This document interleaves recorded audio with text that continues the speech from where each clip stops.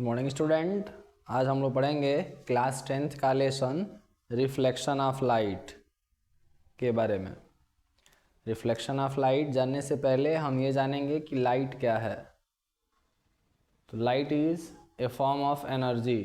प्रकाश क्या है? ऊर्जा का एक रूप है जो हमें किसी वस्तु को देखने में सहायता प्रदान करता है। प्रकाश वह माध्यम है जो किसी वस्तु को देखने में सहायता प्रदान करता है। तो डिफिनीशन क्या है लाइट का, देखिएगा।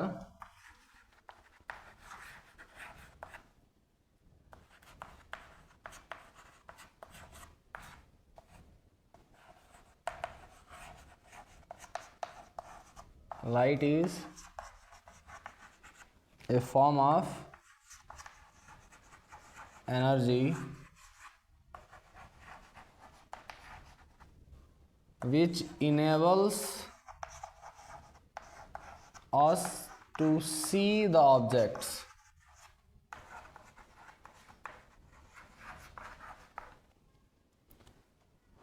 प्रकाश ऊर्जा का स्वरूप है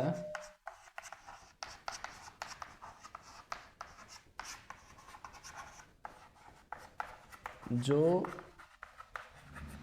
वस्तुओं को देखने में सहायता प्रदान करता है। वस्तुओं को देखने में सहायता प्रदान करता है। डिफिनीशन लाइट का क्लियर हुआ कि लाइट का डिफिनीशन क्या है। Light is a form of energy which enables us to see the objects. किसी भी वस्तु को देखने के लिए हमारी आँखों को उद्दीपित करने का काम, स्टिमुलेट करने का काम लाइट का होता है। क्लियर है। अब इस लाइट के बारे में एक और चीज़ बताया जाए। Light is an electromagnetic wave. क्या है प्रकाश? प्रकाश एक इलेक्ट्रोमैग्नेटिक वेव है। इलेक्ट्रोमैग्नेटिक वेव, वैद्युत चुंबकीय तरंग। प्रकाश क्या है बाबू? वैद्युत चुंबकीय तरंग है। प्रकाश वैद्युत चुंबकीय तरंग है। अब ये वैद्युत चुंबकीय तरंग क्या है? एक ऐसा वेव जिसमें इलेक्ट्रिक फील्ड, मैग्नेटिक फील्ड दोनों एक दूसरे के परपेंडिकुलर हों और उस समय वेव के प्रोपेगेशन का जो डायरेक्शन है वह इन दोनों से परपेंडिकुलर हो। ध्यान दीजिएगा, वह तरंग जिसमें वैद्युत क्षेत्र और चुंबकीय क्षेत्र दोनों एक दूसरे के परपेंडिकुलर हों और इन दोनों से परपेंडिकुलर रहे डायरेक्शन ऑफ प्रोपेगेशन। जो तरंग है उस तरंग के संचरण की दिशा चुंबकीय क्षेत्र और वैद्युत क्षेत्र दोनों से लंबवत रहे, तो उस समय जो तरंगें उत्पन्न हो रही हैं उन्हीं तरंगों को वैद्युत चुंबकीय तरंग कहा गया है। और प्रकाश जो वैद्युत चुंबकीय तरंग है तो इसका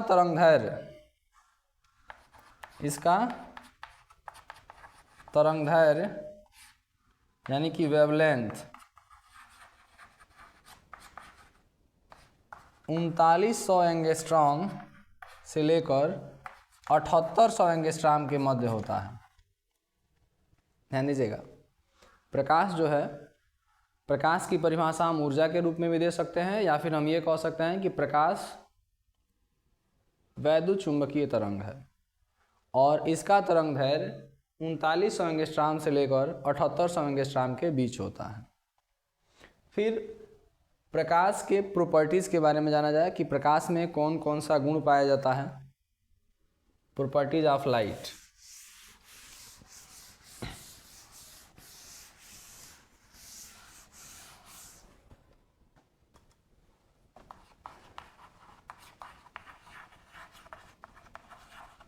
प्रॉपर्टीज ऑफ लाइट, प्रकाश के गुणधर्म।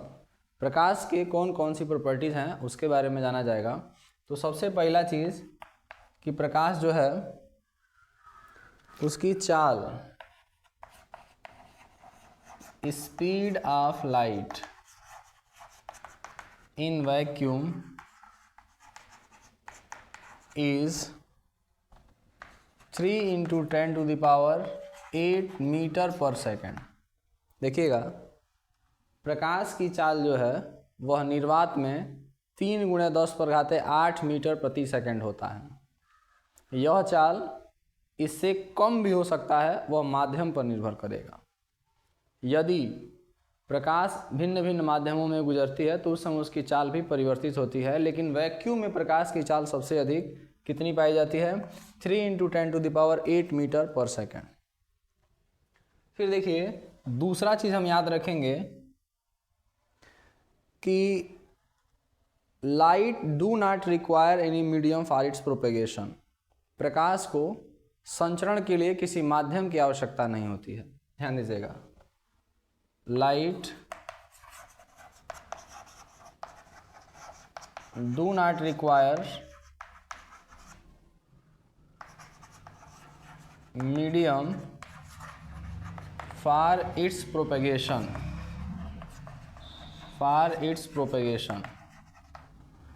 प्रकाश को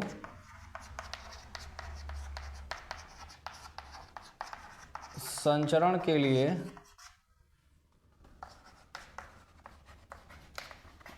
माध्यम की आवश्यकता नहीं होती है।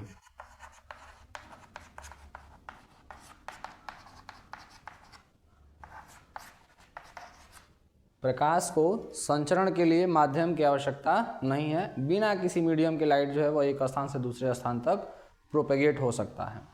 फिर ध्यान दीजिएगा, तीसरा चीज़ प्रकाश के बारे में कि प्रकाश में जो है वह शैडो फॉर्मेशन का गुण पाया जाता है।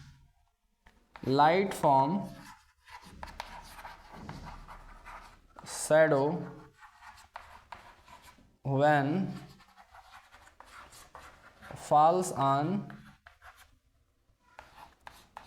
opaque substance।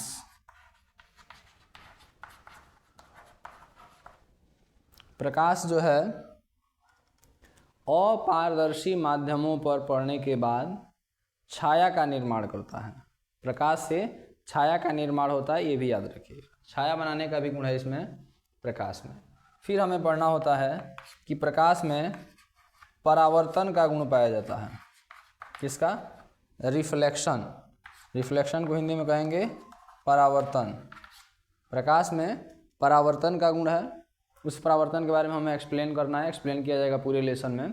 परावर्तन क्या है? जब कभी प्रकाश किरण किसी परावर्तक सतह पर टकराती है तो अपने माध्यम में ही लौट जाती है, और बाउंसिंग बैक ऑफ लाइट जो है उसी को रिफ्लेक्शन कहा गया है, प्रकाश का परावर्तन कहा गया है। परावर्तन के बाद इसमें गुण पाया जाता है अपवर्तन का, रिफ्रैक्शन। रिफ्रैक्शन से मतलब है अपवर्तन। प्रकाश में अपवर्तन का भी गुण पाया जाता है। क्लियर है? अपवर्तन के बाद प्रकाश में डिफ्रैक्शन। डिफ्रैक्शन का मतलब होता है विवर्तन। चूँकि देखिएगा 10th लेवल पे प्रकाश का एक गुण यह भी पढ़ाया जाता है कि प्रकाश हमेशा सरल रेखा में गति करता है। Light always travels in straight line. प्रकाश सदैव सरल रेखा में गति करता है, यह 10th लेवल पे पढ़ाया जाता है। लेकिन उसी को जब हम आगे चलते हैं फर्दर क्लास में तो हम पढ़ते हैं कि प्रकाश जब कभी किसी सूक्ष्म कणों से, चाहे किसी कार्नर्स पे पड़ता है, तो वह बेंड होता है, थोड़ा सा मुड़ता है, और वही मुड़ने का जो गुण है उसमें, उसी को डिफ्रैक्शन कहा गया है, विवर्तन का गुण कहा गया है। ये 11th-12th लेवल पे बताया जाता है। डिफ्रैक्शन के बाद प्रकाश में एक गुण पाया जाता है इंटरफेरेंस का। इंटरफेरेंस, हिंदी में इसको कहा गया है व्यतिकरण। और व्यतिकरण क्या है? जब कभी समान इंटेंसिटी की लाइट रेज एक साथ प्रोपेगेट हो रही होती हैं तो उस समय उनमें सुपर इम्पोजिशन होने की वजह से कहीं पर इंटेंसिटी ज़्यादा हो जाता है, कहीं पर इंटेंसिटी कम हो जाता है, और वह जो फेनामेना है उसको इंटरफेरेंस कहा गया है। आप ये कह सकते हैं the phenomena of super position of waves. Waves जो हैं वो एक दूसरे पर सुपर इम्पोज होती हैं, जिसके वजह से कहीं डार्क फ्रिंजेस प्राप्त होती हैं, कहीं ब्राइट फ्रिंजेस प्राप्त होती हैं, और वह जो फेनामेना होता है उसको इंटरफेरेंस कहा जाता है। ये सिर्फ आपको 10th लेवल पे समझ लेना होता है कि इंटरफेरेंस का भी गुण उसमें होता है। 12th लेवल पे जाएंगे आपको इसका पूरा एक्सप्लेनेशन है, पूरा लेसन मिलेगा आपको इंटरफेरेंस का। क्लियर है? इंटरफेरेंस के बाद एक टर्म आता है पोलराइजेशन का, कि लाइट में पोलराइजेशन का गुण पाया जाता है। और ये सारी प्रॉपर्टीज आप दिमाग में रखेंगे कि अगर आपसे पूछा जाए कि प्रकाश में कौन कौन से गुण पाए जा रहे हैं, तो प्रकाश का सबसे पहला गुण है जो 10th लेवल पे पढ़ना होता है हमें, कि प्रकाश जो है वह सदैव सरल रेखा में गति करता है, स्ट्रेट लाइन मोशन करता है।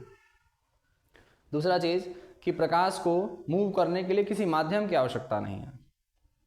Light do not require medium for its propagation. Light जो है उसका स्पीड वैक्यूम में सबसे ज़्यादा है, और कितना है 3 × 10⁸ मीटर पर सेकेंड है। लाइट जो है वह छाया का निर्माण करता है। प्रकाश जो है किसी अपारदर्शी सबस्टांस पर जब पड़ता है तो उसका छाया का निर्माण करता है।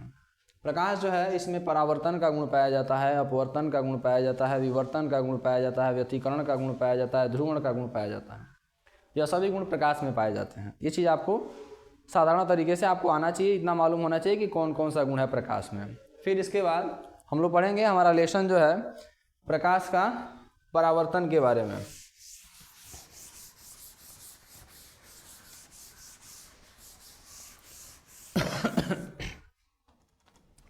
प्रकाश का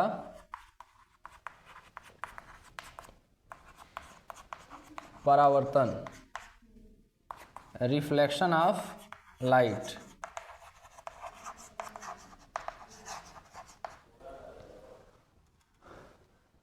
The phenomena of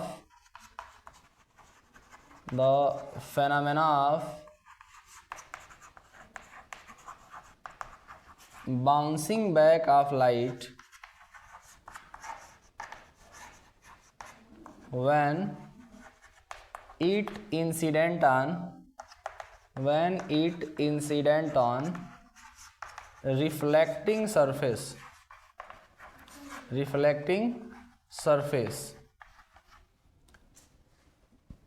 परावर्तक पृष्ठ पर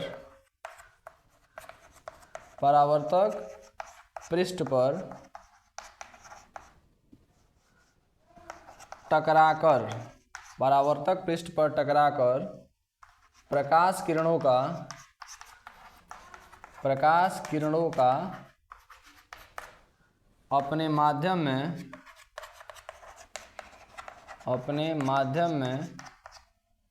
वापस लौटने की घटना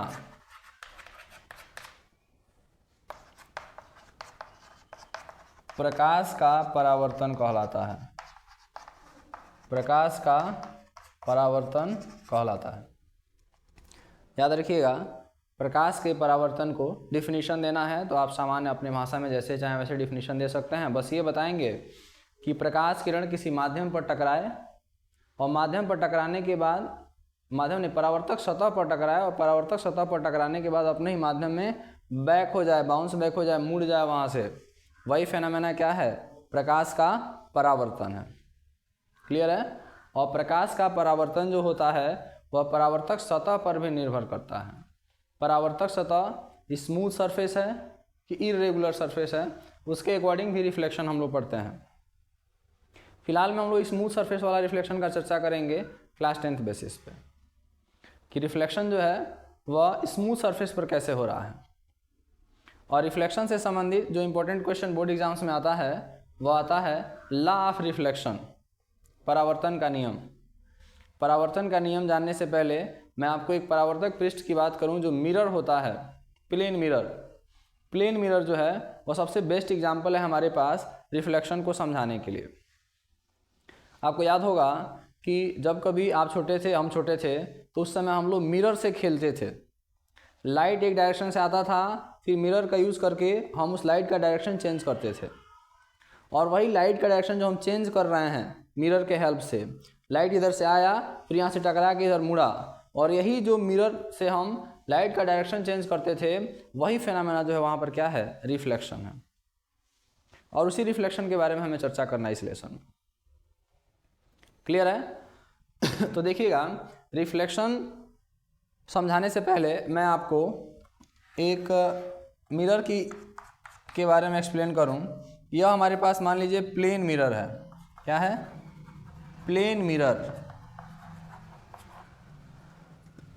तो प्लेन मिरर का एक सरफेस जो होता है वह पेंट किया गया रहता है, एक सरफेस उसका पॉलिश किया गया रहता है और दूसरा सरफेस जो है उसका रिफ्लेक्टिंग सरफेस होता है। याद रखिएगा, परावर्तक पृष्ठ पूछा जाए कि परावर्तक पृष्ठ क्या है, तो किसी भी पदार्थ का वह पृष्ठ जिस पृष्ठ पर परावर्तन की घटना हो रही है उसी पृष्ठ को परावर्तक पृष्ठ कहा गया है। और ये जो हमारे पास परावर्तक पृष्ठ है, इस परावर्तक पृष्ठ पर एक चीज़ सबसे पहले क्लियर करेंगे कि जो कोई प्रकाश किरण आपतित हो रही है, जो प्रकाश किरण इस पर पड़ रही है, उस प्रकाश किरण को इंसिडेंट रे कहा जाता है। क्या कहा जाता है? इंसिडेंट रे, आपतित किरण।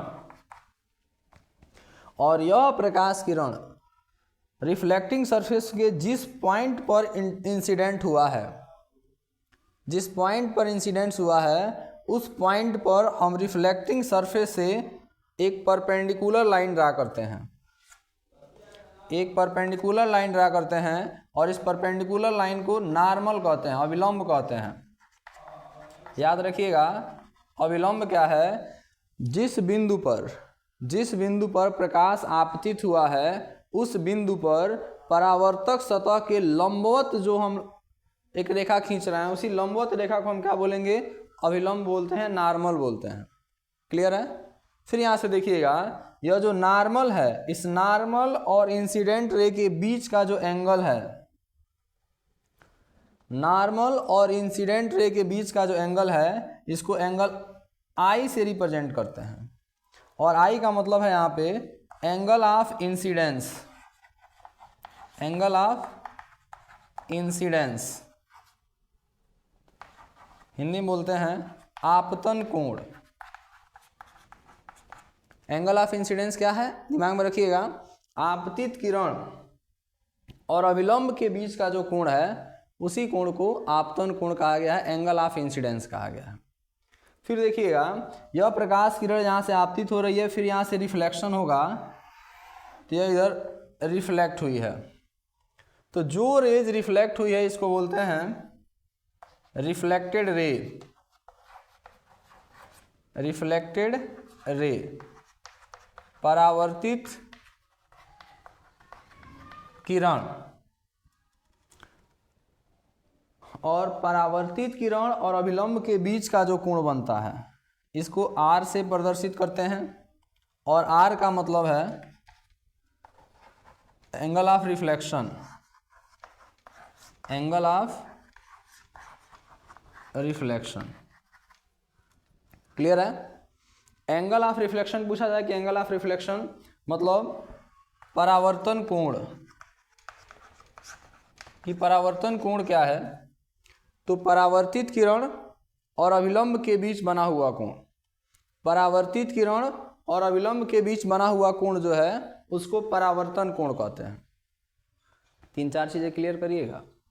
आपतित किरण, जो प्रकाश किरण आ रही है वो आपतित किरण है।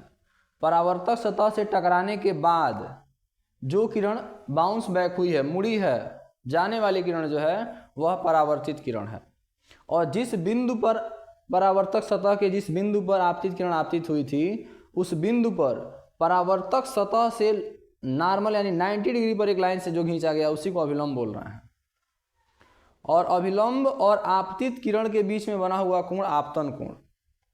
फिर अभिलंब और परावर्तित किरण के बीच बना हुआ कोण परावर्तन कोण। अगर इतना आपको क्लियर हो रहा हो तो परावर्तन का नियम हम बड़ी आसानी से आपको समझा सकते हैं। देखिएगा, परावर्तन का नियम मैं समझाऊं।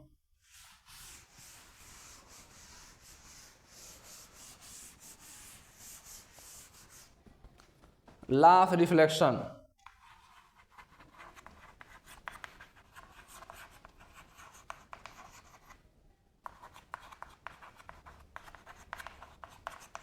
परावर्तन का नियम। देखिए, बोर्ड एग्जाम में क्वेश्चन परावर्तन के नियम वाला कई बार पूछा गया है। परावर्तन का नियम क्या है? तो परावर्तन से संबंधित 2 नियम याद रखिएगा। पहला नियम जो होता है वह क्या है? आपतित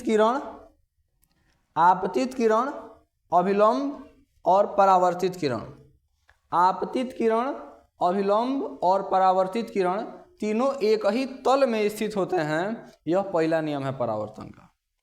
ध्यान दीजिएगा, आपतित किरण,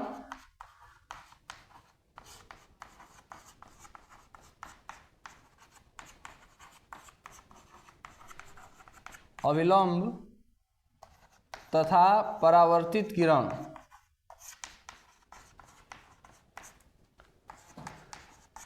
एक ही तल में स्थित होते हैं।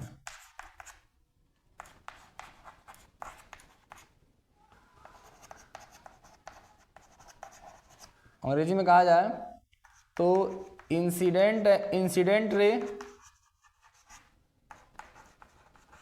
नॉर्मल एंड रिफ्लेक्टेड रे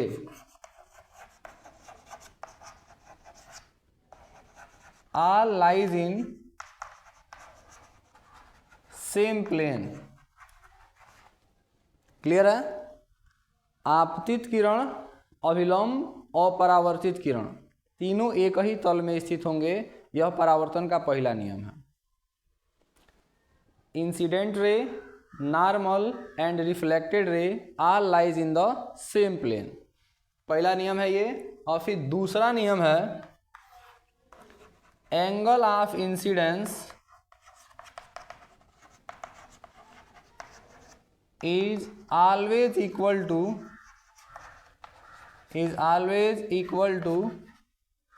angle of reflection. Angle of incidence is always equal to angle of reflection। यानी आपतन कोण सदैव परावर्तन कोण के बराबर होता है। आपतन कोण सदैव परावर्तन कोण के बराबर होता है। आपतन कोण सदैव परावर्तन कोण के बराबर होता है। यह स्टेटमेंट याद रखना है। क्लियर है? इसको हम अगर लिखना चाहें तो ऐसे भी लिख सकते हैं, angle i is equal to angle r. दूसरा नियम, परावर्तन में दो नियम याद रखना है। पहला नियम है आपतित किरण, अभिलंब और परावर्तित किरण तीनों एक ही तल में स्थित होते हैं। दूसरा नियम है कि आपतन कोण का मान सदैव परावर्तन कोण के बराबर होता है। क्लियर है? चलिए, धन्यवाद है। फिर इसके बाद अगला हेडिंग दिया है गोलीय दर्पण।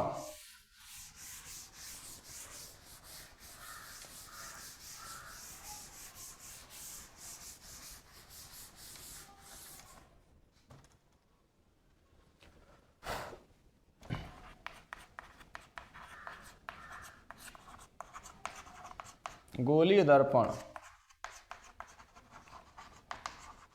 Spherical mirror. गोलीय दर्पण की परिभाषा क्या है? वह दर्पण जिसका परावर्तक पृष्ठ किसी गोले का भाग है, उस दर्पण को गोलीय दर्पण कहा गया है। ध्यान दीजिएगा, वह दर्पण जिसका परावर्तक पृष्ठ किसी गोले का भाग है, वह दर्पण जिसका परावर्तक पृष्ठ किसी गोले का भाग है,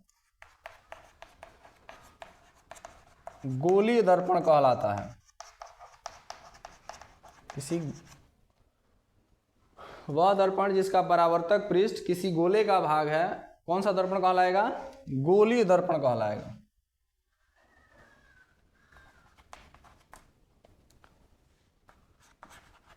The mirror whose reflecting surface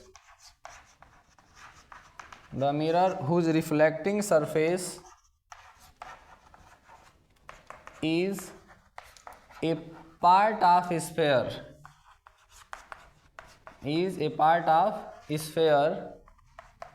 is called spherical mirror।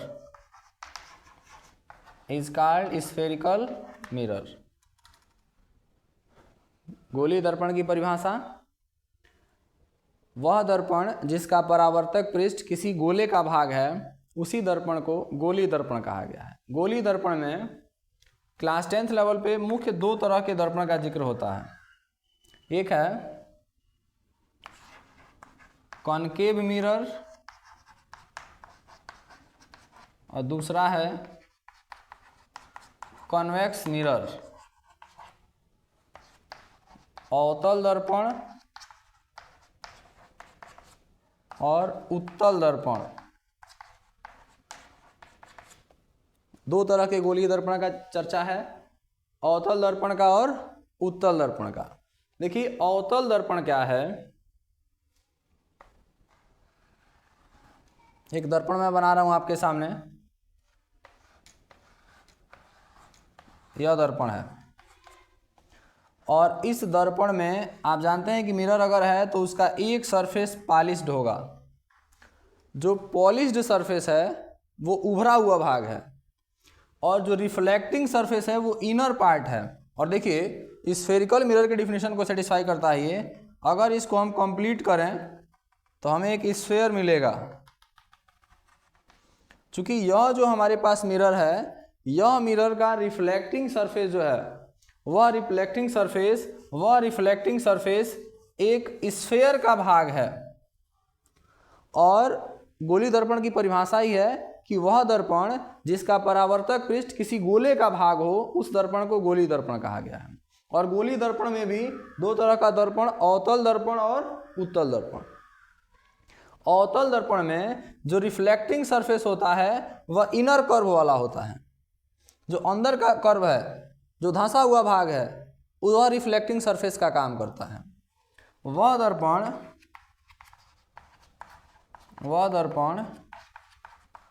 जिसका धंसा हुआ भाग परावर्तक पृष्ठ का कार्य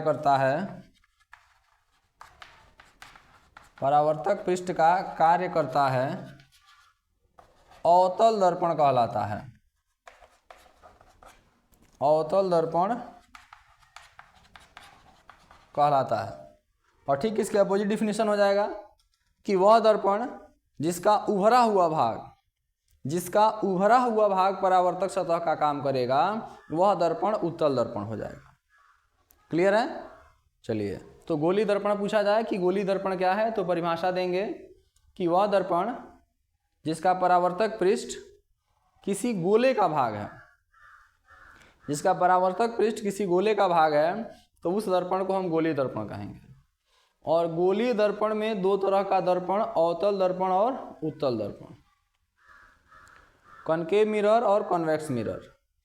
कॉनकेव मिरर क्या है, जिसका धंसा हुआ भाग, जिसका इनर कर्व जो है वह परावर्तक पृष्ठ का काम करे, वह अवतल दर्पण है। और उत्तल दर्पण होगा तो उभरा हुआ भाग एक्सटर्नल कर्व जो है वह रिफ्लेक्टिंग सरफेस का काम करेगा, तो वह उत्तल दर्पण हो जाएगा। क्लियर है? देखिए इसके बाद हम दर्पण से संबंधित कुछ डिफिनीशन जानेंगे कि दर्पण से संबंधित कुछ डिफिनीशन क्या है।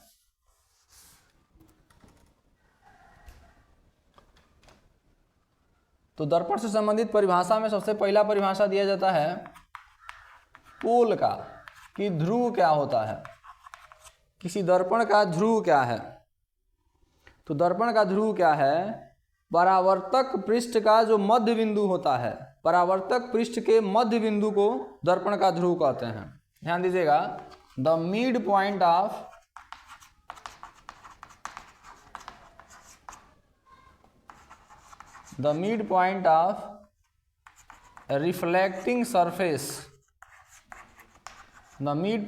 reflecting surface of mirror is called pole of mirror,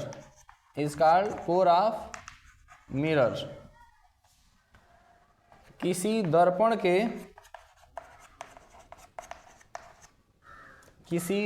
के परावर्तक पृष्ठ का मध्य बिंदु दर्पण का ध्रुव कहलाता है।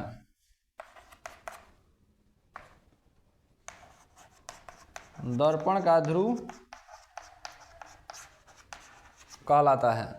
जैसे एग्जाम्पल के लिए मैं बताऊं कि अगर मैं एक दर्पण बना रहा हूं तो इस दर्पण का कहीं तो मध्य बिंदु होगा, और जहां इसका मध्य बिंदु होगा उसी को बोलेंगे दर्पण का ध्रुव, और दर्पण के ध्रुव को P से प्रदर्शित करते हैं। याद रखिएगा, दर्पण का ध्रुव किस लेटर से प्रदर्शित करेंगे? P अक्षर से प्रदर्शित करते हैं दर्पण के ध्रुव को। क्लियर है? फिर दूसरा चीज देखिए, सेंटर ऑफ कर्वेचर, वक्रता केंद्र क्या है? वक्रता केंद्र की परिभाषा, उस गोले का केंद्र, उस गोले का केंद्र जिस गोले का एक भाग दर्पण है, उस गोले का केंद्र जिस गोले का भाग है यह दर्पण, वही केंद्र वक्रता केंद्र कहलाता है। जैसे अगर ये दर्पण है, इसको मैं इसका अगर स्फीयर कंप्लीट करूं तो यह जो हमारे पास स्फीयर मिलेगा, इस स्फीयर का कहीं सेंटर होगा, और इस स्फीयर का जो सेंटर होगा वही सेंटर ऑफ कर्वेचर कहलाता है। ध्यान दीजिएगा, उस गोले का केंद्र, उस गोले का केंद्र, उस गोले का केंद्र जिसका एक भाग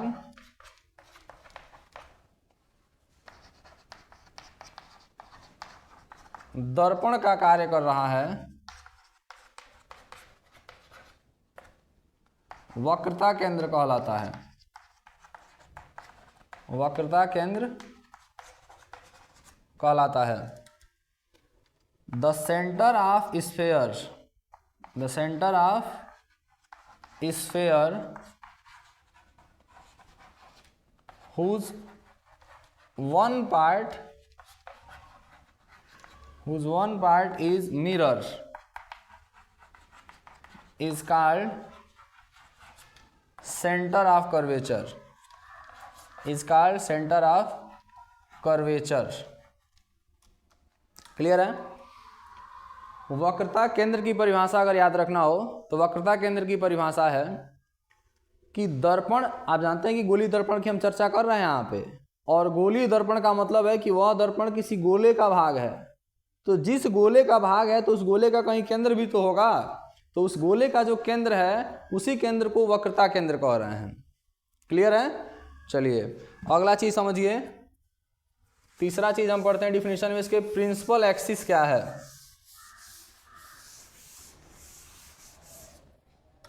principal axis,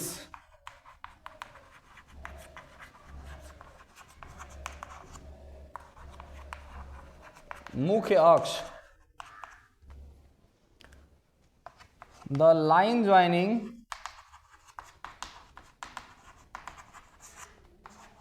centre of curvature, the line joining centre of curvature to the पोल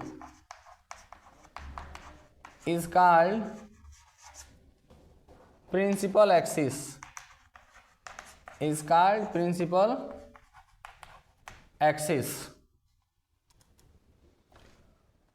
वक्रता केंद्र को, वक्रता केंद्र को ध्रुव से जोड़ने वाली, चाहे ध्रुव से मिलाने वाली, वक्रता केंद्र को ध्रुव से मिलाने वाली रेखा, मिलाने वाली रेखा मुख्य अक्ष कहलाती है। मिलाने वाली रेखा मुख्य अक्ष कहलाती है। इसको एग्जाम्पल में समझिए कि क्या मतलब है इसका। ये हमारे पास एक मिरर है, ये इस मिरर का मिड पॉइंट है, और अभी हम सेंटर ऑफ कर्वेचर आपको बताए हैं कि इसको कहीं सर्किल कंप्लीट करेंगे, स्फीयर कंप्लीट करेंगे तो उसका जो सेंटर आएगा सेंटर ऑफ कर्वेचर, और ये हो गया पोल। और सेंटर ऑफ कर्वेचर और पोल से होकर जाने वाली जो रेखा है, इसी रेखा को कहते हैं मुख्य अक्ष, प्रिंसिपल एक्सिस, प्रिंसिपल एक्सिस। मुख्य अक्ष क्या है?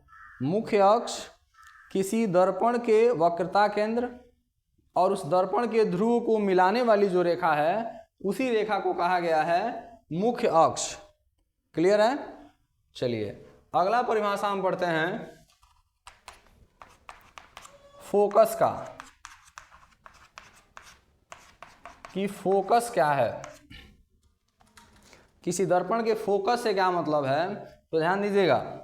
फोकस की परिभाषा हम दो तरीके से यहाँ देंगे, क्योंकि अब अवतल और उत्तल दोनों के कॉन्सेप्ट के लिए है, ऐसा डिफिनीशन होना चाहिए जो अवतल पर भी लागू हो और उत्तल पर भी लागू हो। अभी तक तो अवतल चाहे उत्तल दोनों के लिए जो डिफिनीशन है, सेंटर ऑफ कर्वेचर का डिफिनीशन सेम है, पोल का डिफिनीशन सेम है, मुख्य अक्ष का भी डिफिनीशन सेम है, लेकिन चौथा डिफिनीशन जो हम फोकस का देने जा रहे हैं, फोकस का डिफिनीशन जानते समय हम इस बात को जानेंगे कि अवतल और उत्तल दोनों के लिए डिफिनीशन में क्या चेंजेस आएंगे। देखिए,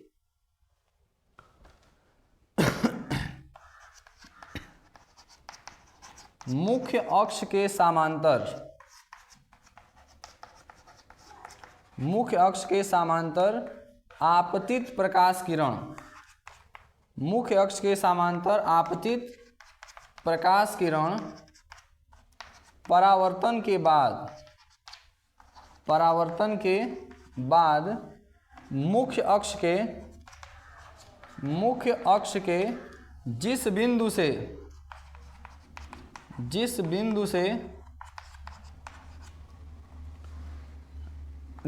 से होकर गुजरती हैं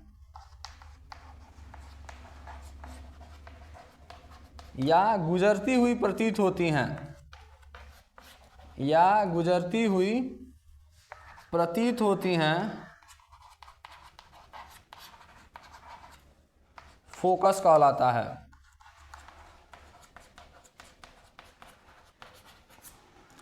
ध्यान दीजिएगा, लाइट रेज प्रिंसिपल एक्सिस के पैरेलल इंसिडेंट हो रहा हो, और इंसिडेंट होने के बाद मिरर पे रिफ्लेक्शन होगा, और रिफ्लेक्शन होने के बाद वह जिस पॉइंट से, चाहे जिस पॉइंट पर प्रिंसिपल एक्सिस को काटेगा, उसी पॉइंट को हम मुख्य फोकस या फिर फोकस कहते हैं।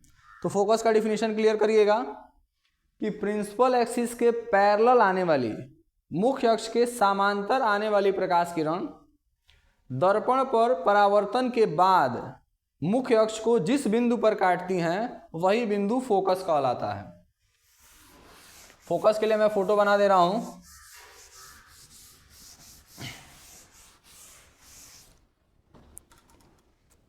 देखिएगा,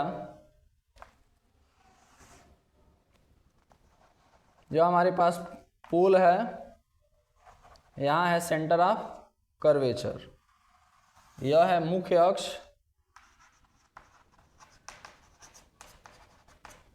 और ये कहा जा रहा है कि मुख्य अक्ष के समांतर कोई प्रकाश किरण आपतित हो रही हो। अगर यह दर्पण हम अवतल प्रकार का लिए हैं तो मुख्य अक्ष के समांतर ये आपतित किरण है, और मुख्य अक्ष के समांतर आपतित किरण जो है, यहाँ जब अपवर्तन होगा, परावर्तन होगा, तो परावर्तन के बाद जिस बिंदु से होकर गुजरेगी उसी बिंदु को क्या कहेंगे, फोकस कहेंगे।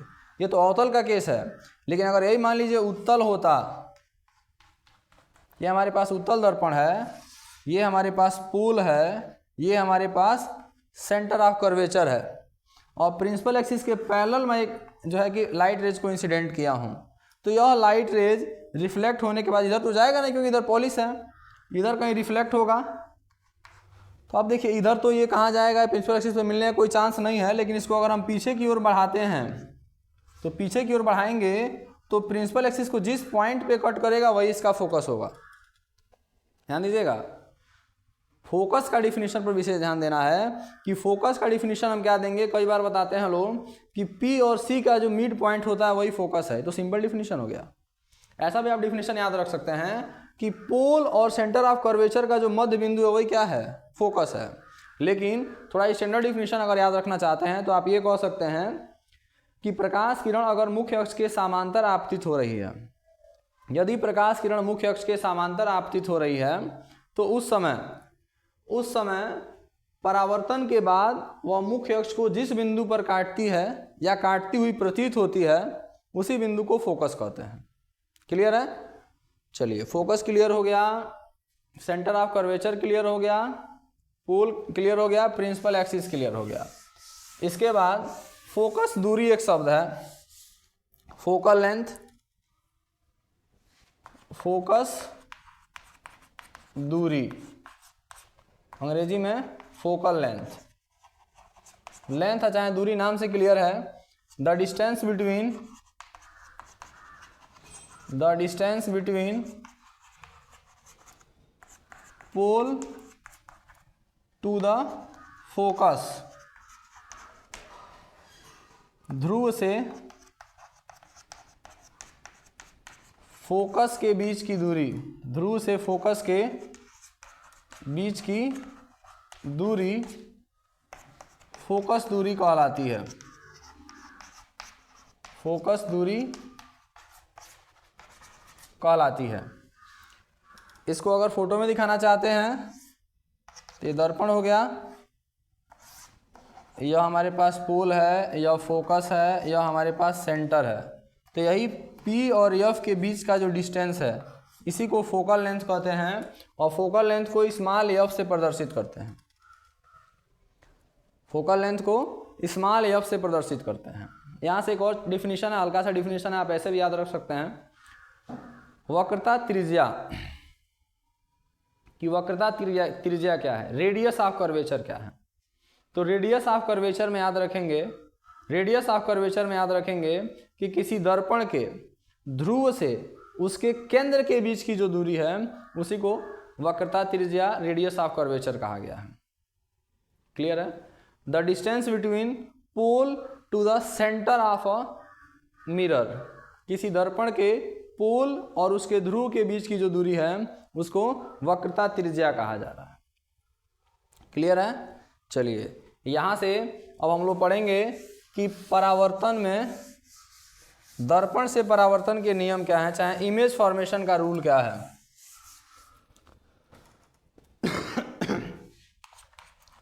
रूल्स फॉर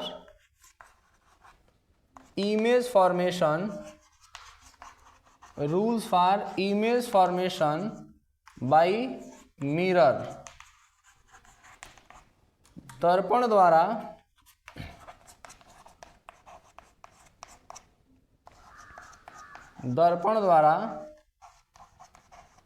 प्रतिबिंब निर्माण के नियम। दर्पण द्वारा प्रतिबिंब निर्माण के नियम क्या हैं यह हमको समझना है। और प्रतिबिंब निर्माण में 4 नियम हम आपको समझाएंगे, और आप वस्तु को कहीं भी रख के आसानी से उसका प्रतिबिंब बना सकेंगे। 4 नियम पर फोकस करिएगा। पहला नियम है कि मुख्य अक्ष के समांतर आपतित किरण, मुख्य अक्ष के समांतर आपतित किरण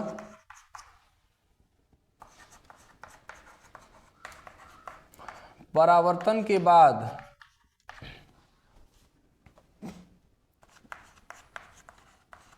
फोकस से होकर गुजरती है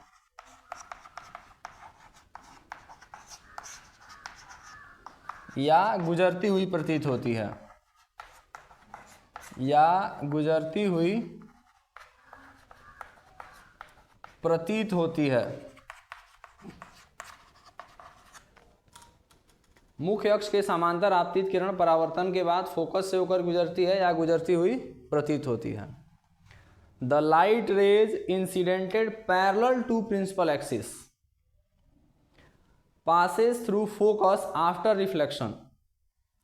किसी भी दर्पण में, किसी भी मिरर में प्रिंसिपल एक्सिस के पैरेलल जो लाइट रेज इंसिडेंट होती हैं वह रिफ्लेक्शन के बाद या तो फोकस से होकर गुजरती हैं या फोकस से होकर गुजरती हुई प्रतीत होती हैं। Seems to passes through focus, या तो फोकस से होकर गुजरेंगी या फोकस से होकर गुजरती हुई प्रतीत होंगी। उसके लिए मैं रे डायग्राम आपको बना दूं। ये हमारे पास कॉनकेव मिरर है,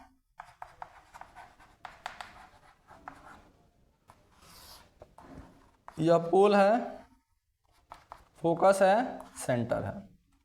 लाइट रे इंसिडेंट करा रहे हैं तो इंसिडेंट होने के बाद जब रिफ्लेक्शन होगा तो रिफ्लेक्शन के बाद यह लाइट रेज कहाँ से होकर जाएगा, फोकस से होकर जाएगा। यही कहा जा रहा है पहला नियम में।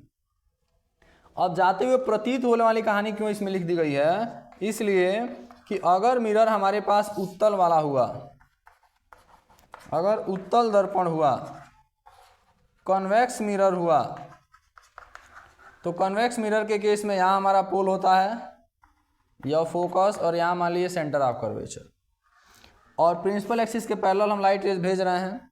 तो प्रिंसिपल एक्सिस के पैरेलल जो लाइट रेज आता है वो कुछ इस तरह रिफ्लेक्ट होता है कि वह कहाँ से जाता हुआ प्रतीत होगा, फोकस से जाता हुआ प्रतीत होगा।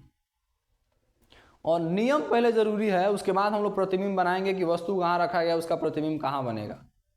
पहला नियम सीख गए हैं। पहला नियम क्या है कि जब कभी कोई भी प्रकाश किरण मुख्य अक्ष के समांतर आपतित होगी तो उस समय परावर्तन के बाद या तो फोकस से होकर गुजरेगी या गुजरती हुई प्रतीत होगी। फोकस से होकर गुजरेगी, अवतल लेंस होगा तब, और उत्तल लेंस होगा तो फोकस से होकर गुजरती हुई प्रतीत होगी। क्लियर है। दूसरा नियम देखिए क्या है।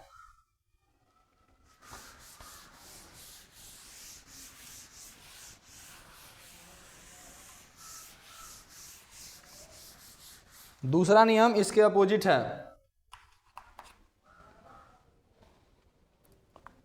फोकस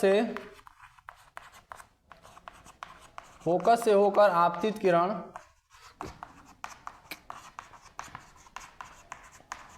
फोकस से होकर आपतित होने वाली किरण परावर्तन के बाद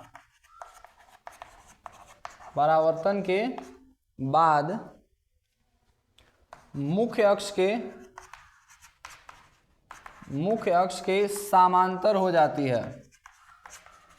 मुख्य अक्ष के समांतर हो जाती है। उसी के अपोजिट है। फोकस से होकर आपतित होने वाली किरण परावर्तन के बाद मुख्य अक्ष के समांतर हो जाती है। ध्यान दीजिएगा क्या कहानी है इसमें। अगर हमारे पास अवतल दर्पण है ये, और यहाँ बना दे रहे हैं उत्तल दर्पण, पोल है, फोकस है, सेंटर ऑफ कर्वेचर है। पोल है, फोकस है, सेंटर ऑफ कर्वेचर है। अभी क्या था, अभी मुख्य अक्ष के समांतर आ रहा था, और अभी हम कह रहे हैं कि फोकस से होकर आपतित हो रहा हो। कहाँ से होकर आ रहा है, फोकस से, तो परावर्तन के बाद मुख्य अक्ष के समांतर हो जाएगा, पैरेलल हो जाएगा ये दोनों लाइन। अगर फोकस से होकर आपतित हो रही है प्रकाश किरण तो परावर्तन के बाद वो मुख्य अक्ष के समांतर हो जाएगी। फिर यहाँ देखिए, यहाँ तो फोकस से आपतित होने का चांस ही नहीं है, फोकस से होकर गुजर ही नहीं सकता है क्योंकि इधर तो पेंटेड है। तो यहाँ क्या होगा, फोकस से होकर गुजरती हुई आपतित होगी। ऐसा प्रतीत होगा कि कहाँ से होकर गुजरने वाला है, फोकस से। तो उस समय यह परावर्तन के बाद मुख्य अक्ष के समांतर हो जाएगा।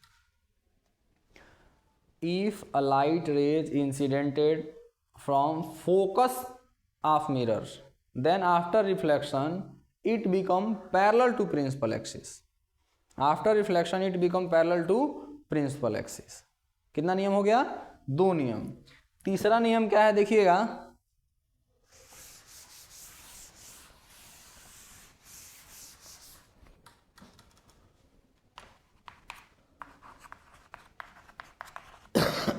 वक्रता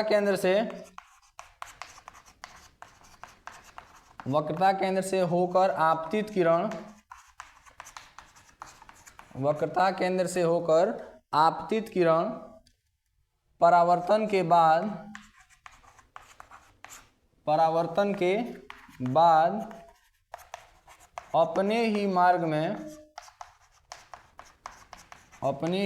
में वापस लौट जाती है।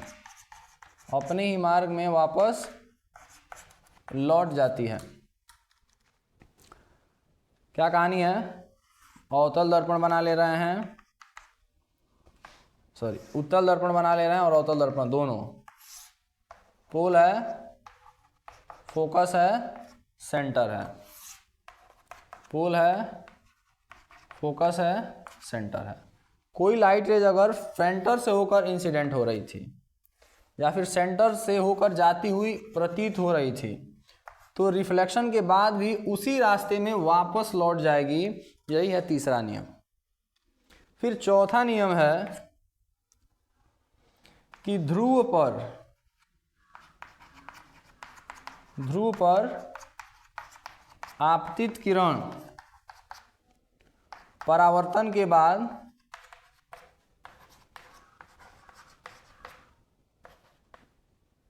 उतना ही कोण परावर्तन के बाद उसी कोण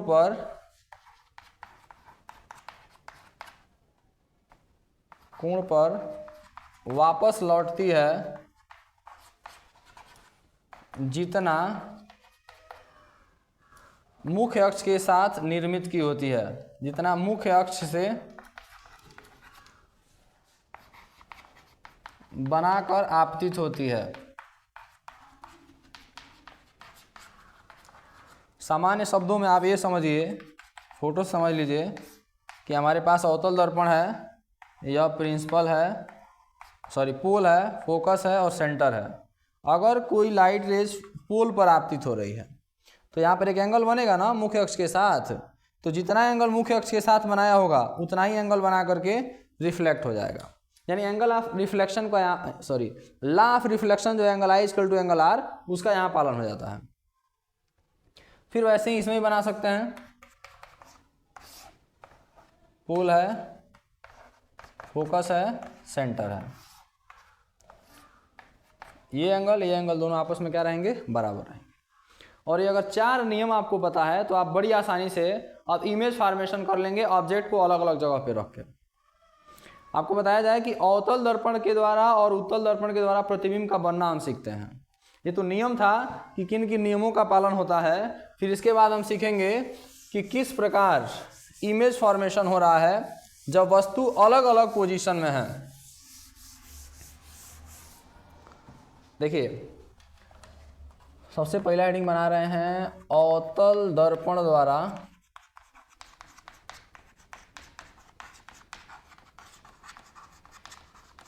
प्रतिबिंब का बनना। अवतल दर्पण द्वारा प्रतिबिंब का बनना, image formation by concave mirror. सबसे पहला, when object is placed at infinity, जब वस्तु कहाँ स्थित हो, अनंत पर हो। जब वस्तु अनंत पर स्थित हो, ध्यान दीजिएगा, वस्तु अनंत का क्या मतलब है, काफ़ी दूरी पर वस्तु है, और काफ़ी दूरी पर जब वस्तु है तो उस समय हम क्या करते हैं, दिखाते हैं कि जितनी लाइट रेज आ रही हैं वह सभी लाइट रेज मुख्य रूप से मुख्य अक्ष के समांतर ही आपतित होती हुई प्रतीत होती हैं। कहाँ, मुख्य अक्ष के समांतर। और मुख्य अक्ष के जब समांतर आ रही होंगी तो आप जानते हैं कि परावर्तन के बाद कहाँ से होकर गुजरेंगी, फोकस से होकर गुजरती हैं। और ध्यान दीजिएगा, वास्तव में प्रतिबिंब का निर्माण कहाँ होता है, परावर्तन के बाद जो परावर्तित किरण है एक दूसरे को जिस बिंदु पर काटती हैं या काटती हुई प्रतीत होती हैं, वहीं पर प्रतिबिंब का निर्माण होता है। किसी भी दर्पण के द्वारा प्रतिबिंब का निर्माण कब हो रहा है, जिस बिंदु पर परावर्तित किरण एक दूसरे को काटती हैं उसी बिंदु पर प्रतिबिंब का निर्माण होता है। और ये कहा जा रहा है कि जब वस्तु अनंत पर है तो अनंत पर जो वस्तु स्थित होगा वहां से आने वाली किरणें लगभग मुख्य अक्ष के समांतर आपतित होंगी, और मुख्य अक्ष के समांतर जब आपतित होंगी तो परावर्तन के बाद कहाँ से होकर गुजरेंगी, फोकस से होकर गुजरती हैं। और 3 चीज़ हम याद रखते हैं किसी भी इमेज फॉर्मेशन के बारे में, कि इमेज कहाँ बन रहा है, किस साइज का बन रहा है और किस तरह का बन रहा है। सबसे पहला चीज हम लिखेंगे, image is formed at focus. Image is formed at focus माने प्रतिबिंब फोकस पर बनता है। जब वस्तु अनंत पर होगा तो उसका प्रतिबिंब कहाँ बनेगा, फोकस पर बनेगा। अब कैसा बना है, किस साइज का बना है, तो highly diminished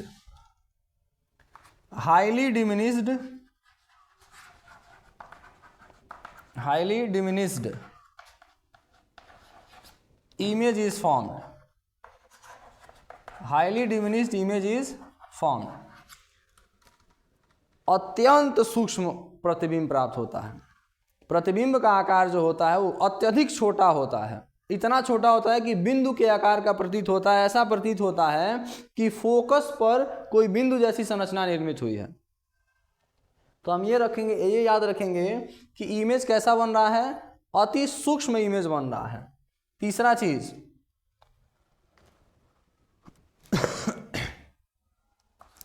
real and inverted image is form.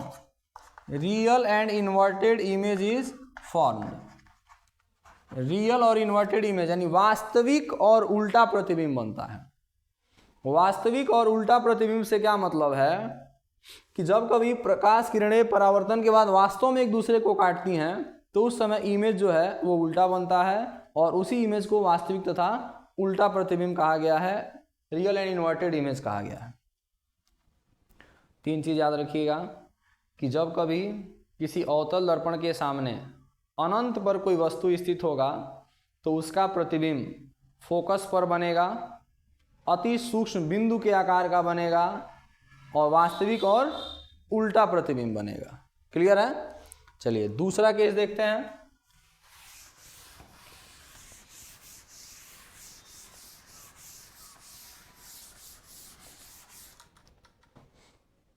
दूसरा केस है when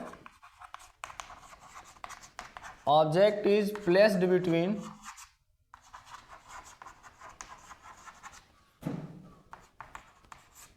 between infinity and C. जब वस्तु अनंत तथा वक्रता केंद्र के बीच स्थित हो।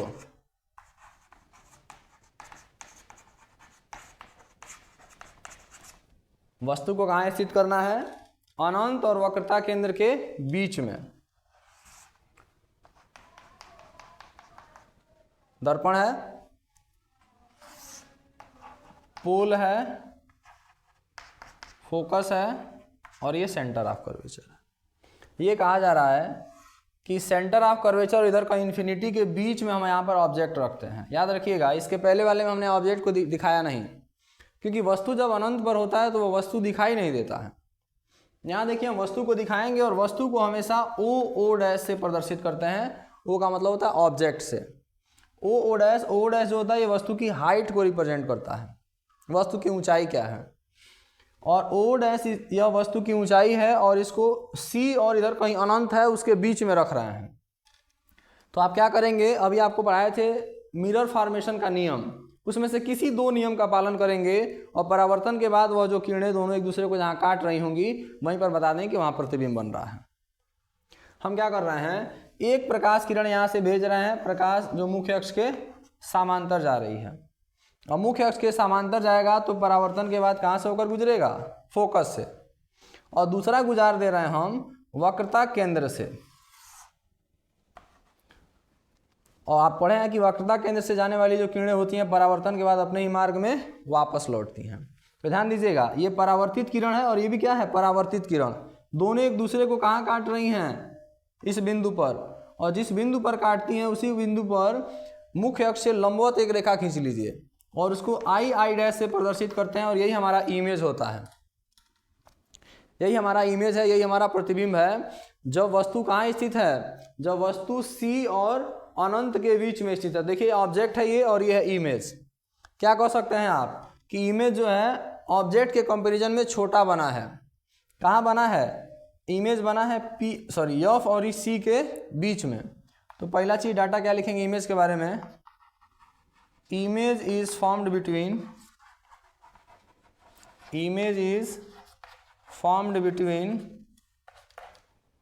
F and C. प्रतिबिंब फोकस तथा वक्रता केंद्र के बीच बनता है। दूसरा चीज, image is smaller than object. प्रतिबिंब जो है वह वस्तु के आकार से छोटा प्रतिबिंब बना है। वस्तु का आकार जितना बड़ा था उसके कंपैरिजन में जो प्रतिबिंब है उसका आकार छोटा बन रहा है। और तीसरा चीज़ आप देख रहे हैं कि वास्तव में यह किरणें एक दूसरे को काट रही हैं, तो real and inverted image is form. Real and inverted image is formed. वास्तविक और उल्टा प्रतिबिंब निर्मित होता है। 2 केस क्लियर हो गया। चलिए तीसरा केस देखते हैं।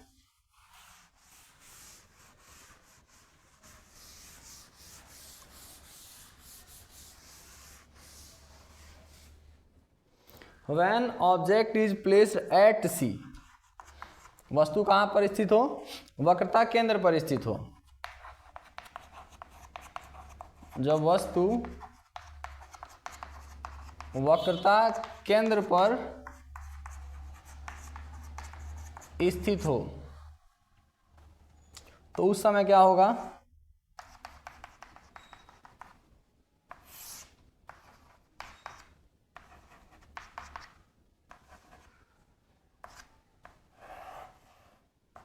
ये हमारे पास मान लीजिए ओ डैश और यहीं पर है आई डैश भी, सॉरी आई डैश तो बाद में बनेगा। ये हमारे पास ऑब्जेक्ट है जो कहाँ सिचुएटेड है? सी पर, यानी कि जो सी था वहीं पर ओ कोइंसाइड कर गया है और ओ डैश से हमारे पास ऑब्जेक्ट है।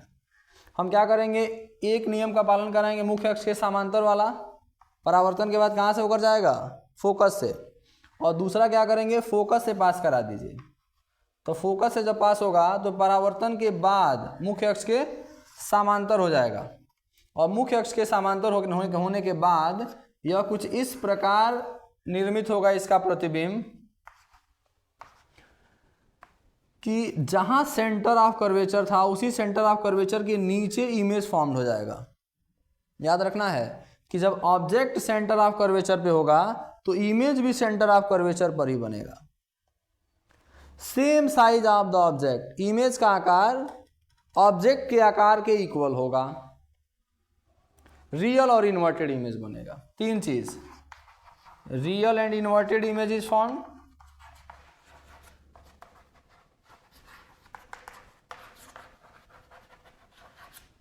दूसरा चीज image is formed at C, image is formed at C. प्रतिबिंब कहाँ बन रहा है? वक्रता केंद्र पर बन रहा है। और तीसरा image is equal to the size of object.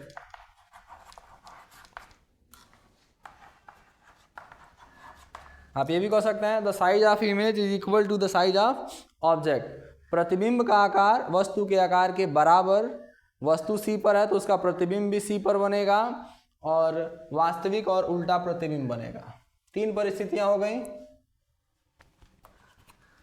चौथा परिस्थिति देखिएगा।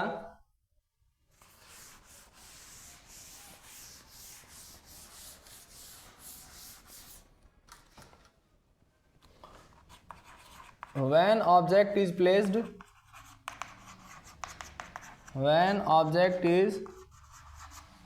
placed between C and infinity, between C and F, infinity नहीं F, C और F के बीच में जब वस्तु स्थित हो, जब वस्तु C तथा F के बीच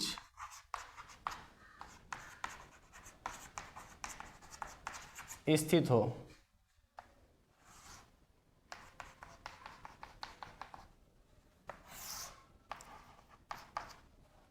पोल है, फोकस है और ये सेंटर है। यहाँ पर हम ऑब्जेक्ट को दिखा रहे हैं फोकस और सेंटर के बीच में। वही काम करेंगे, मुख्य अक्ष के एक ठो समांतर कहाँ से होकर जाएगा? फोकस से। और दूसरा भेज दे रहे हैं फोकस से। तो फोकस से भेजेंगे तो परावर्तन के बाद यह मुख्य अक्ष के समांतर होगा, जाके इधर कहीं काटेगा। ये हमारे पास इमेज बन रहा है यहाँ पे आई डैश। क्या कहेंगे इमेज के बारे में? Real and inverted image is form, real and inverted image is formed, वास्तविक और उल्टा प्रतिबिंब बन रहा है। दूसरा चीज larger than object, larger than object, प्रतिबिंब का आकार वस्तु के आकार से बड़ा है। और कहाँ बन रहा है? Image is formed between, image is formed between C and infinity. वक्रता केंद्र, ये वक्रता केंद्र और इधर कहीं अनंत है, अनंत और वक्रता केंद्र के बीच में प्रतिबिंब का निर्माण होता है। इन कैसे याद रखेंगे कि अगर वस्तु वक्रता केंद्र और फोकस के बीच में स्थित है तो उस समय उसका प्रतिबिंब वास्तविक और उल्टा बन रहा है, वस्तु के आकार से बड़ा बन रहा है और वक्रता केंद्र और अनंत के कहीं बीच में बन रहा है। क्लियर है? चलिए पांचवा केस देखते हैं।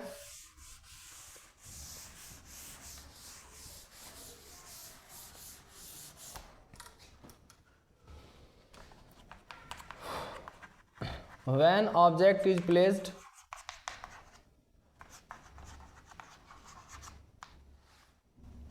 at focus,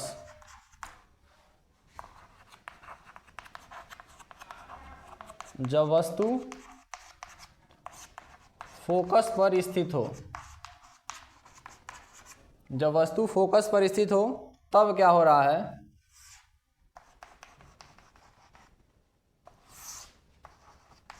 गोल है, फोकस है, सेंटर है। यहाँ फोकस पर ऑब्जेक्ट रखा गया है तो हम क्या करेंगे? एक लाइट रेज पास कराएंगे पैरेलल, कहाँ से होकर जाएगा? फोकस से होकर जाएगा। और दूसरा हम पास करा देंगे सेंटर ऑफ कर्वेचर से। सेंटर ऑफ कर्वेचर से अगर होकर जा रहा है इसी रास्ते में लौट के वापस आएगा, और लौट के वापस आए कुछ इस तरह का बनाते हैं कि ये जाके इधर कहीं मिलेगा अनंत पर। कहाँ जाके मिलेगा? अनंत पे। हम दिखाएंगे कि real and inverted image are formed, real and inverted image is formed, highly larger than object, highly larger than object माने वस्तु के आकार से अत्यधिक बड़ा प्रतिबिंब बनेगा। और तीसरा image is formed at infinity, image is formed at infinity, प्रतिबिंब जो है वो अनंत पर बनेगा। क्लियर है? 5 स्थिति हम देख लिए। 6वां स्थिति देखिए क्या है। इसमें थोड़ा सा परिवर्तन है, पांचों तो एक ही जैसे थे, सब में रियल इन्वर्टेड इमेज बन रहा था। 6वां जो है, when object is placed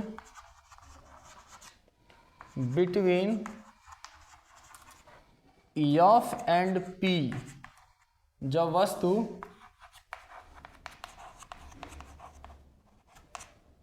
F तथा पी के बीच स्थित हो, जब वस्तु एफ तथा पी के बीच स्थित हो उस समय क्या होगा? देखिएगा,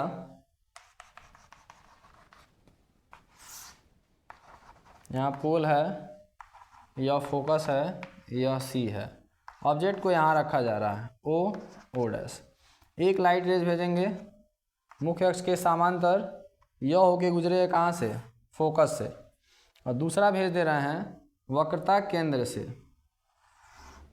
वक्रता केंद्र से जो प्रकाश किरण जाएगा वो उसी मार्ग में वापस लौट जाएगा।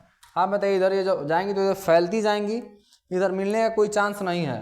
तो इनको हम इधर पीछे की ओर बढ़ाते हैं जब, तो यह किसी बिंदु पर मिलती हुई प्रतीत होती हैं और वहाँ पर इमेज बनता है।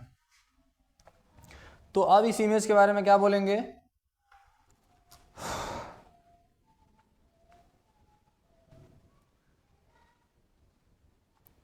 Virtual and erect image is formed, virtual and erect image is formed,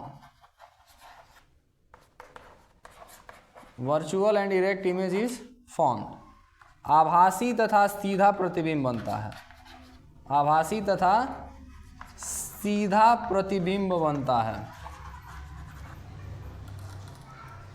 दूसरा चीज इसके बारे में क्या लिखेंगे, larger than object image is formed. Larger than object, वस्तु से बड़ा बनता है। और तीसरा चीज लिखते हैं behind the mirror. Behind the mirror यानी दर्पण के पीछे बनता है प्रतिबिंब।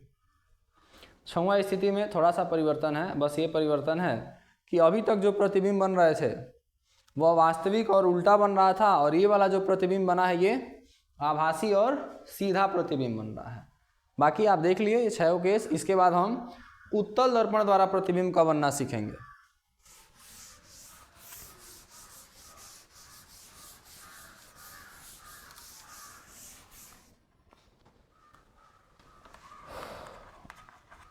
उत्तल दर्पण द्वारा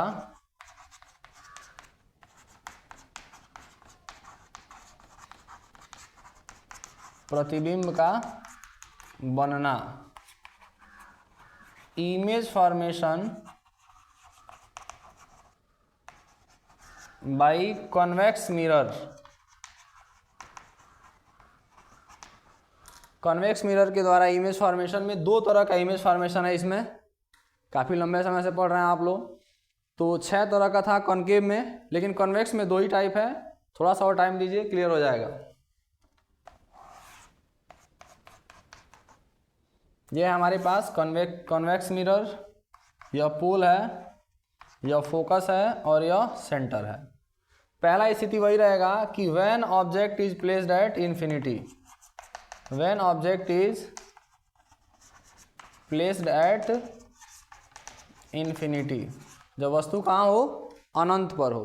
तो आप जानते हैं कि अनंत से, आपको पहले ही बताएं कि अनंत से जो प्रकाश किरणें आएंगी वह मुख्य अक्ष के समांतर आपतित हुई प्रतीत होंगी, और मुख्य अक्ष के समांतर जो होंगी वह परावर्तन के बाद कुछ इस तरह से परावर्तित होती हैं कि अगर उनको पीछे की ओर बढ़ाया जाए तो कहाँ पर मिलती हुई प्रतीत होंगी, फोकस पर मिलती हुई प्रतीत होंगी। तो यहाँ पर वही कहानी हम लोग फिर लिखेंगे कि प्रतिबिंब कहाँ बनेगा, फोकस पे। वहाँ भी क्या था कि वस्तु अनंत पर था तो उसका प्रतिबिंब फोकस पर ही बनता था। तो हम यहाँ लिखेंगे image is formed at focus. Image कहाँ बन रहा है, फोकस पे बन रहा है। दूसरी चीज वर्चुअल एंड इरेक्ट, आप देख रहे हैं आभासी और सीधा प्रतिबिंब बना है। Virtual and erect image is formed, आभासी तथा सीधा प्रतिबिंब बनता है। और तीसरा चीज हाईली डिमिनिश्ड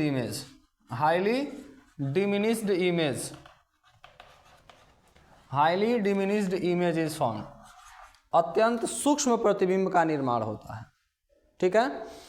फिर इसका लास्ट केस जो होता है वह है when object is placed between infinity and pole. When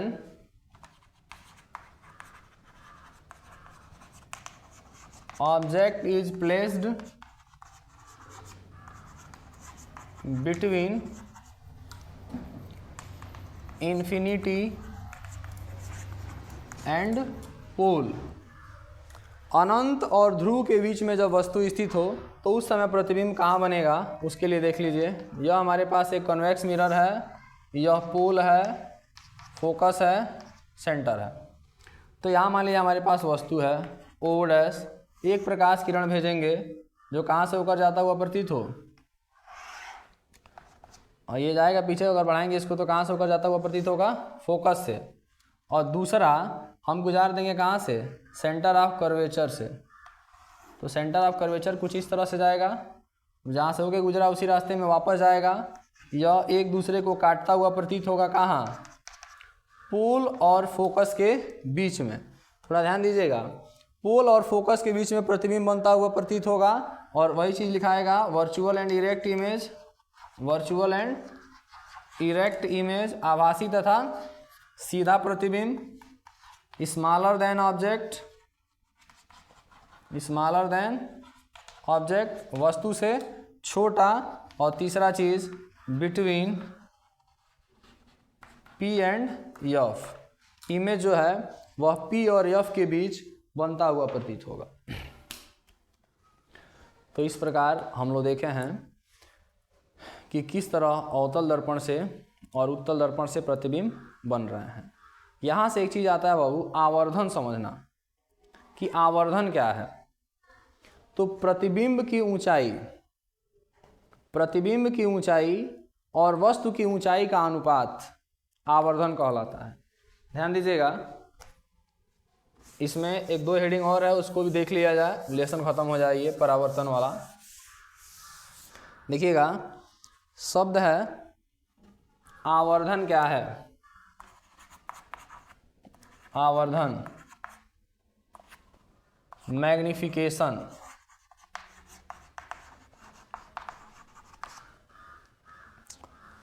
the ratio of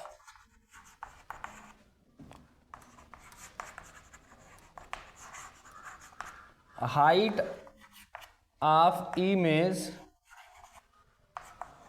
to the height of object, to the height of object is called magnification, is called magnification।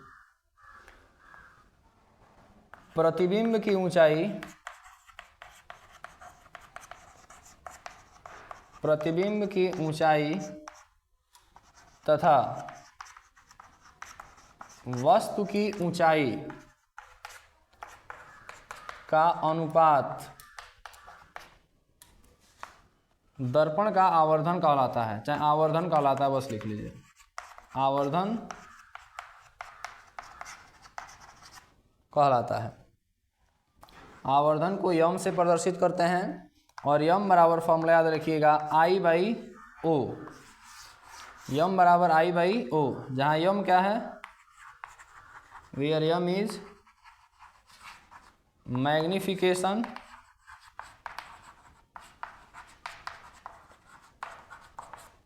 I क्या है, height of object, sorry height of image,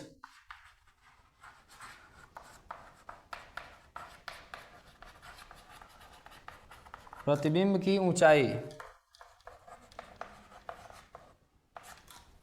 और O क्या है, height of object,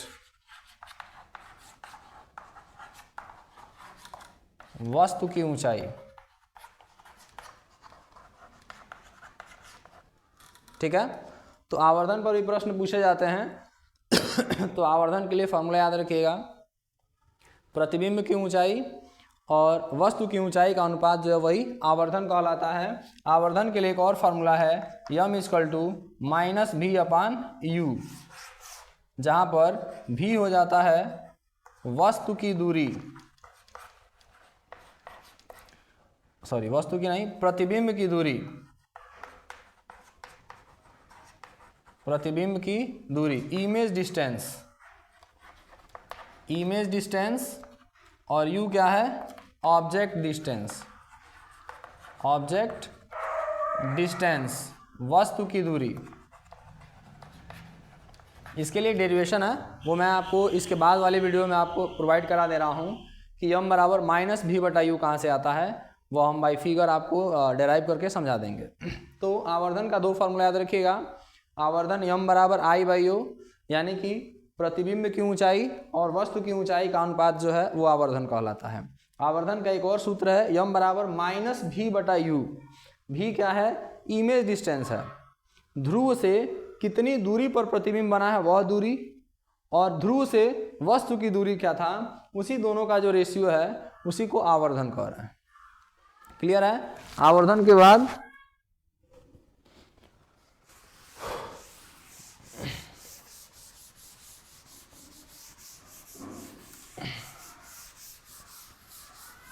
numerical के लिए दो formula मैं बता रहा हूं इसमें। सबसे पहला इसमें है दर्पण सूत्र,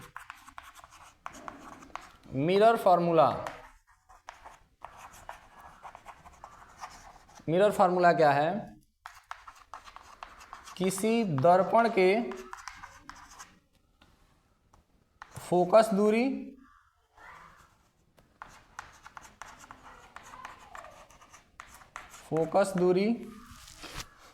प्रतिबिंब की दूरी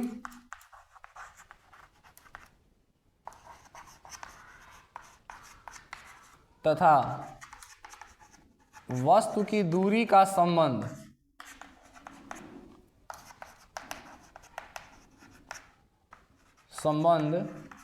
दर्पण सूत्र कहलाता है। दर्पण सूत्र, मिरर फॉर्मूला को क्लियर करिएगा। The relation between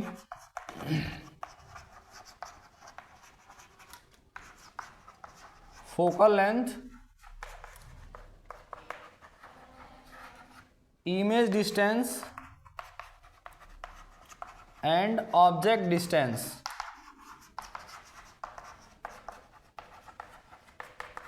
is called mirror formula. और क्या है मिरर फॉर्मूला? 1/f बराबर होता है बाबू 1/u प्लस 1/v। दर्पण सूत्र याद रखिएगा। दर्पण सूत्र पर प्रश्न बनता है, किस तरह बनता है? 1/f बराबर 1/u प्लस 1/v। यह सूत्र है, उसी सूत्र का प्रयोग करके हम आसानी से किसी भी दर्पण के लिए u, v तथा f में संबंध के आधार पर हम आसानी से कोई एक वैल्यू अननोन रहे तो उसका हम वैल्यू फाइंड कर सकते हैं। यहाँ से एक और चीज़ आपको बताना था कि वक्रता त्रिज्या relation between f and r, वक्रता त्रिज्या और फोकस दूरी में क्या संबंध है? r बराबर 2f, f बराबर r/2। इसके बाद वाले वीडियो में जब डेरिवेशन में लेके आ रहा हूँ तो उस समय 1/f का वैल्यू 1/u प्लस 1/v कैसे आया इसका डेरिवेशन आपको बताया जाएगा। m बराबर r/2 कैसे आ रहा है इसका डेरिवेशन आपको बताया जाएगा। और m बराबर -v/u इसका डेरिवेशन कैसे है वो तीनों बता दिया जाएगा। बाकी अभी आप इस तीनों फार्मूले को याद रखिए कि फार्मूला क्या है और इसे हम कैसे यूटिलाइज करके न्यूमेरिकल क्वेश्चन सॉल्व कर सकते हैं। अगला चीज़ देखिएगा, आपके बुक में दिया है साइन कन्वेंशन। किसी भी दर्पण के लिए हम फोकस दूरी, वक्रता त्रिज्या, वस्तु की दूरी, प्रतिबिंब की दूरी को कैसे किस साइन के साथ लिखेंगे, किस चिन्ह के साथ लिखेंगे, उसके लिए साइन कन्वेंशन दिया है। साइन कन्वेंशन,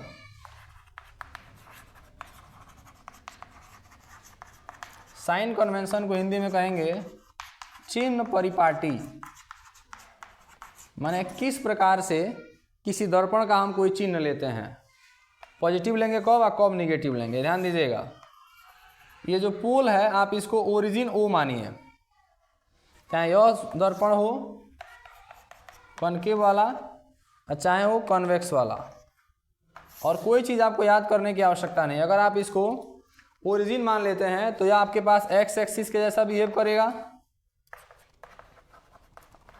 और ये जो हमारे पास अपर्चर है यह हमारे पास वाई एक्सिस के जैसा बिहेव करेगा।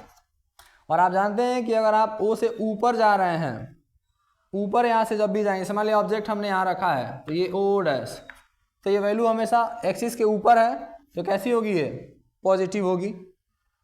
यहाँ से ऊपर जा रहे हैं तो पॉजिटिव वैल्यू, यहाँ से अगर नीचे जाए, मान लीजिए आप इमेज यहाँ बना है तो यह वैल्यू हमेशा किस में आएगी?